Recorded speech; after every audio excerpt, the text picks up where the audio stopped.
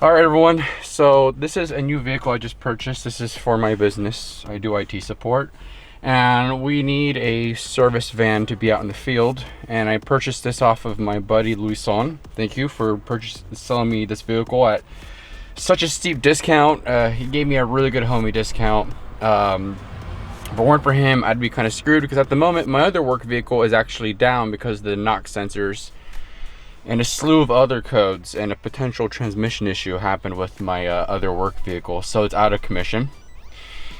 And so for the meantime, I'm fixing this vehicle up, and I'm gonna put a bunch of stuff in here. This thing's base model. If you notice, it has poverty buttons.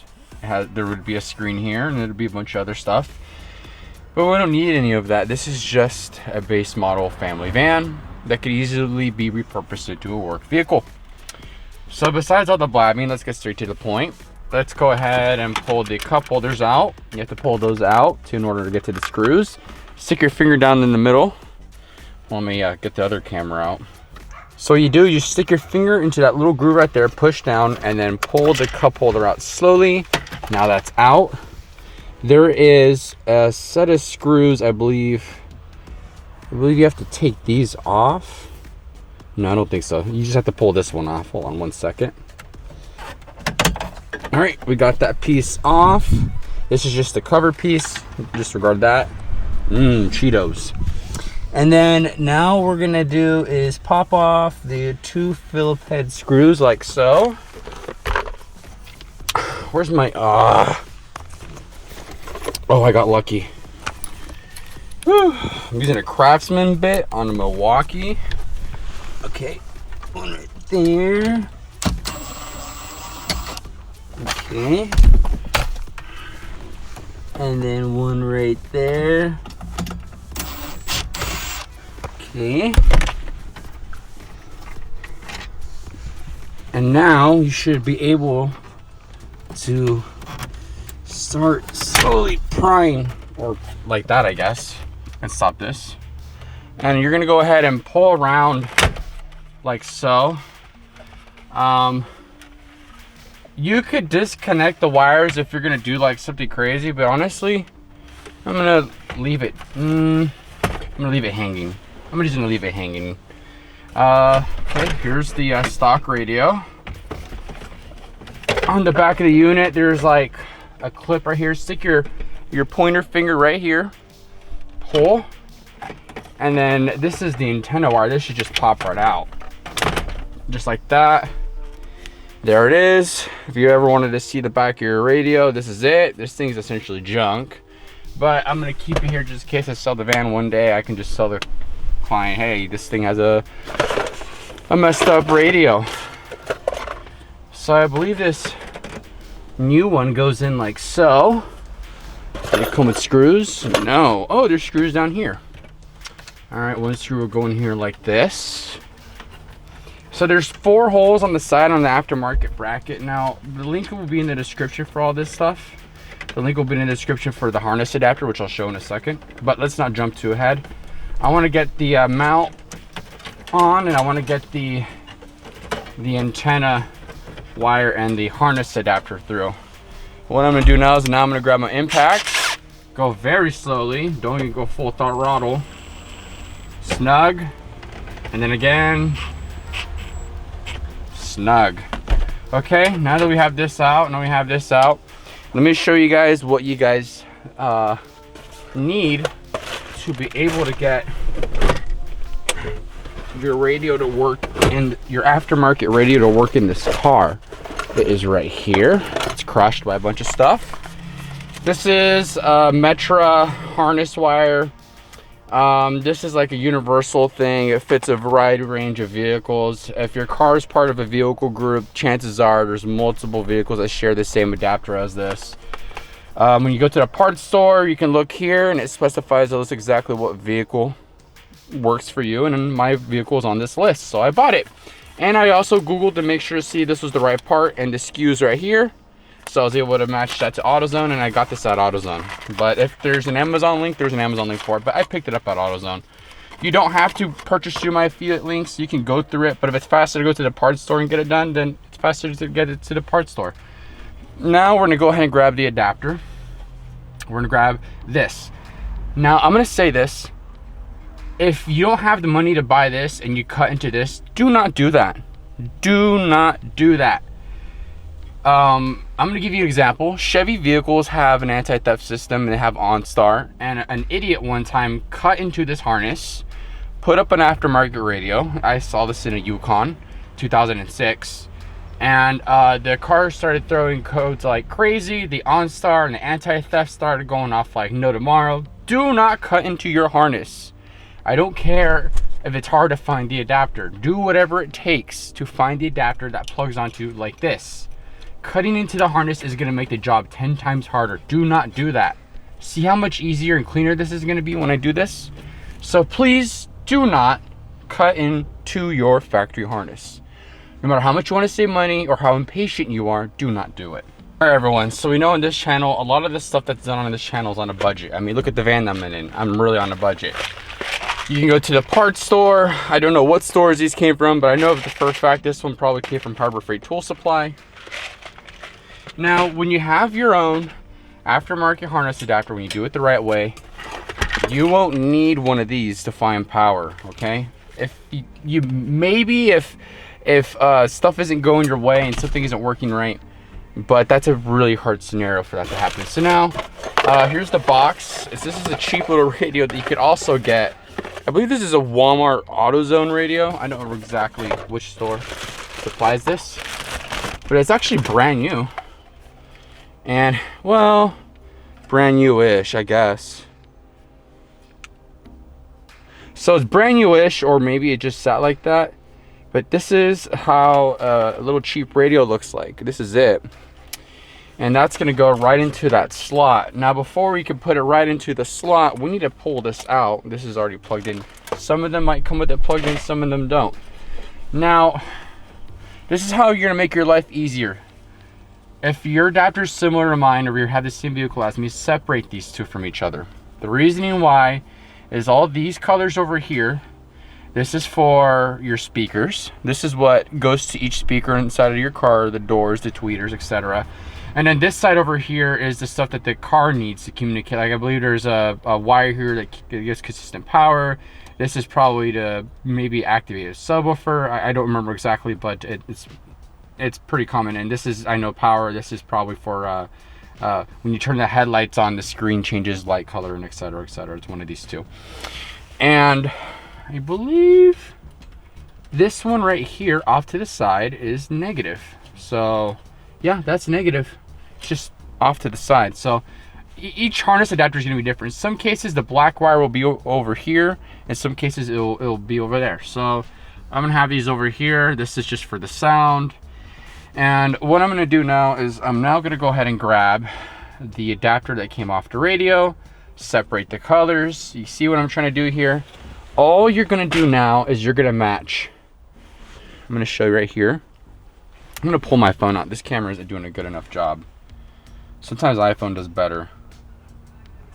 Now, if you look at these speaker wires here, right? You see how one has a black stripe and the other one has no stripe. The black stripe is negative. And if you go over to the adapter you just bought, right here, you see the black stripe? That's all you have to do. Once you do that, you match all of them, then you're good to go. So what I'm doing now is I'm gonna do time lapse of doing all the speaker wire first, and then I'll show you when I do the positive and the power and everything else. All right. So since this radio is used, I have to do an extra step. If you bought a new radio, you don't have to do this. It would be already pre-done. So I'm gonna go ahead and strip back like a little bit of it, just a very little tiny amount. And then I'm gonna strip a little tiny amount again. And then I'm gonna go ahead and start with the black, and then I'm gonna twist the end. I'm gonna make it look like one piece of wire. Now I'm gonna go into my little kit here. I'm gonna grab one of these. Now, since if you're on a budget, you don't have to do this part. You could twist them together with wire nuts if you want to be crazy. But you could just use your regular cutters or I prefer that you use one of these. I forget what these are called, but these are also from Harbor Freight, and they just crimp the cable. If you notice the little groove at the bottom right there, you stick that over the wire.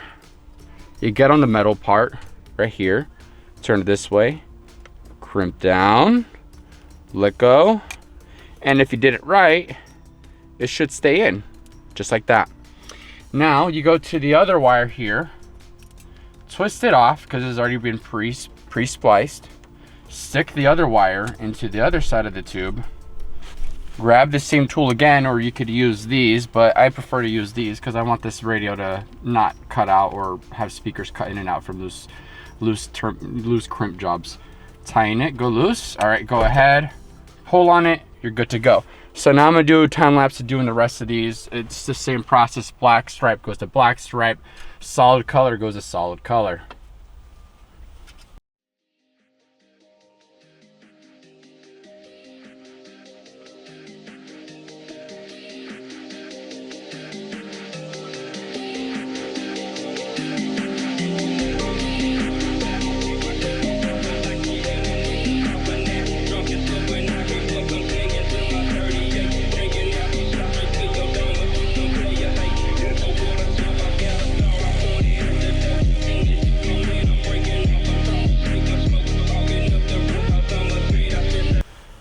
All right, everyone, if you look here, these are all the speaker wires done.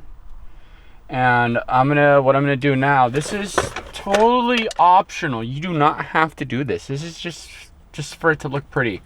Some people will get tape and tape all around the cable, all the way down. But for me, I don't think that's really necessary. I'm just gonna do a little here, if this tape wants to stick. Okay, we'll put a little right there. Now the reason why I do this is so the speaker wires are separate from the power wire. So in the future, if like there's an issue with the car and you're trying to figure out what's going on with it, instead of seeing a spaghetti mess of wires, you kind of see them separated, so you kind of get an idea. So now what I'm gonna do is I'm gonna start trimming back on the yellow cable, and got that. And then I'm gonna repeat the same process again for this side. This is thicker cable, so I'm gonna use a different type of connector for this side.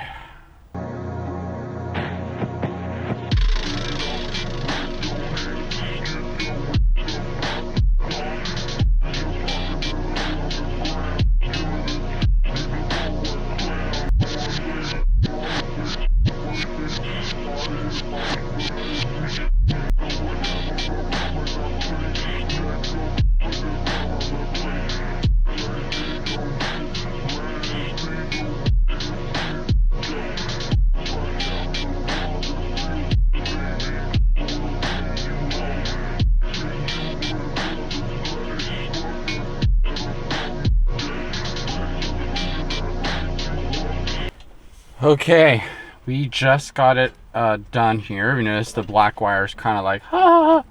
So there's an orange wire right here. Again, this vehicle's base model. If your vehicle is fully loaded, you probably would need this wire, but it's not needed. Grab a piece of electrical tape, or yeah, honestly, just grab a piece of electrical tape. Play it safe. Go around the cable and just put some tape around it. Let's prevent the chance of this touching something in the vehicle, like the metal here, and causing significant damage to that, blowing a fuse or something like that. Let's avoid that. Let's get the tape again.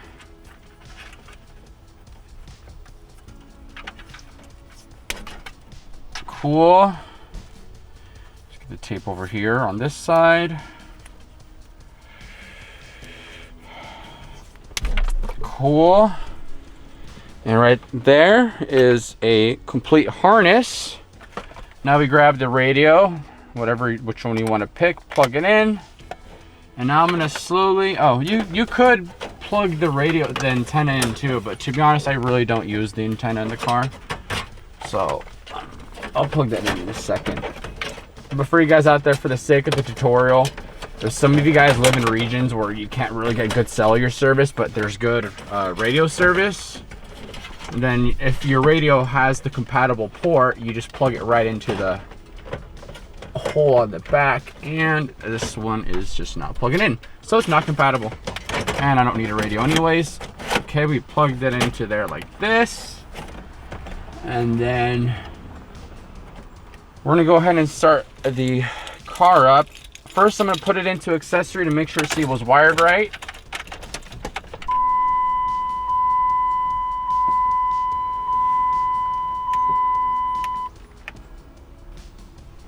Oh, it works. Look at that. The screen's lit up. And let me go ahead and show some video here. Here we're up close. It's on. Let's see if we get audio. Cool. Let's see. And now what I'm going to do is I'm going to go grab my Android and pair to this phone and see what results we get. All right, everyone. So before I put the car back together, I want to make sure it works. So I paired my phone. I'm going to put my choice of music on.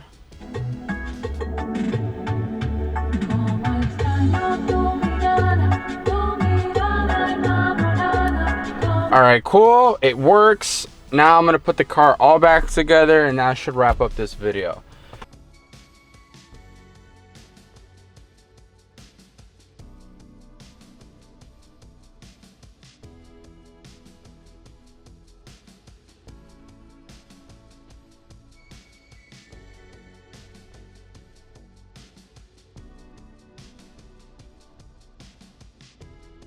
All right, and there you go.